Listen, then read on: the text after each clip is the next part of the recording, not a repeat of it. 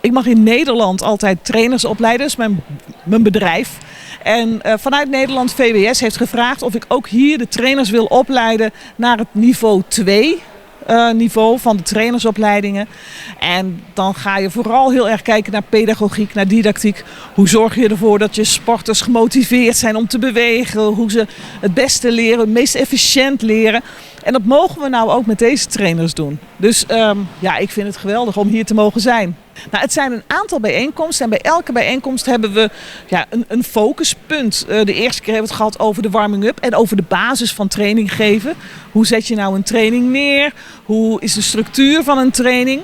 Met die structuur gaan we door, maar we gaan nu naar de service. Het zijn allemaal stukjes van de volleybaltechniek en die gebruiken we eigenlijk om te onderbouwen hoe je een goede volleybaltrainer wordt. Ik doe dit al heel erg lang, dus voor mij is het niet meer heel moeilijk. En we zijn allemaal mens. Dus het gaat heel veel over intermenselijk contact. We zijn ook allemaal puber geweest. Dus we weten waar een puber mee bezig is. Ook al zijn ze nu met andere dingen bezig als toen ik een puber was.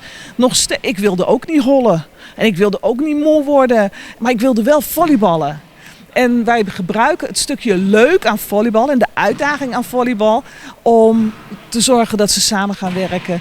Om ook te zorgen dat ze bepaalde life skills erbij krijgen die ze ook in de rest van hun leven nodig hebben. Denk aan samenwerken, denk aan tegenslagen verwerken, denk aan omgang met mensen die een hogere positie hebben. De scheidsrechter in dit geval.